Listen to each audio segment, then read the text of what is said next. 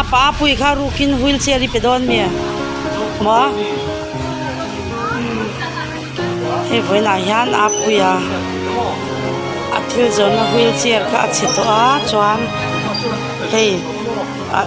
lal siam tarami sar wheelchair tikhan a wheelchair spare ani chu apuya tan liao wheelchair lian chachi ron thona ron donate ni me chu he kan pedon mom alom om arukin kan pedon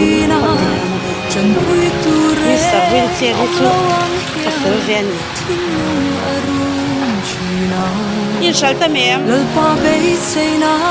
in shalte mi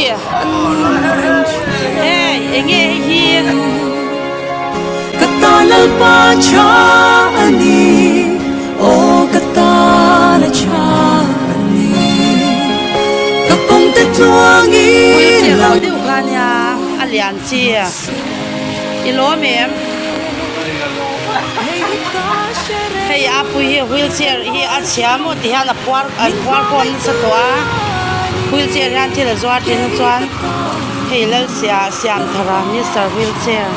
ya kan shat khan mo a wheelchair hey chalut tuk me ron thon ta imo ilo mem ilo maduk ekti om gani gani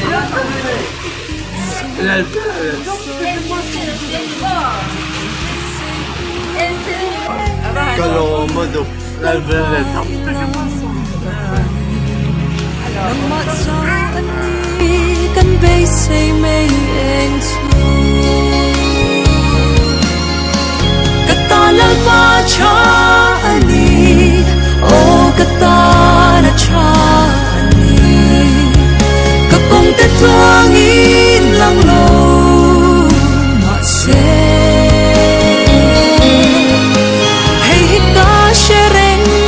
min en pol chi min mangai tu ani kay katan ya lal pa cha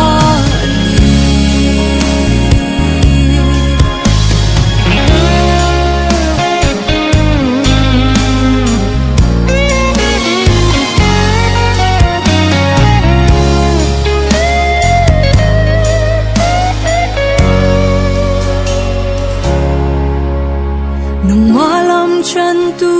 te chan him lo ang ma se sa jagate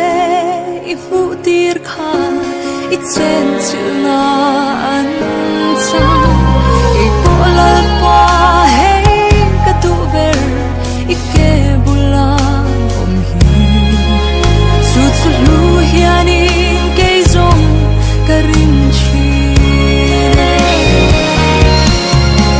katalal pa cha ani o katala cha ani kapong te tuangin lang lo ma se hey hika shereng min en kol chi min mangai tu ani kay katan ya lal pa cha katalal pa cha ani o katana cha ani kapong te tuangin lang lo ma se hey hika shereng min en kol chi min mangai tu ani kay katan ya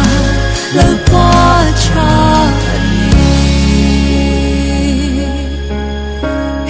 ka shereng min en kol chi min mangai tu ani kay katan hian lal pa cha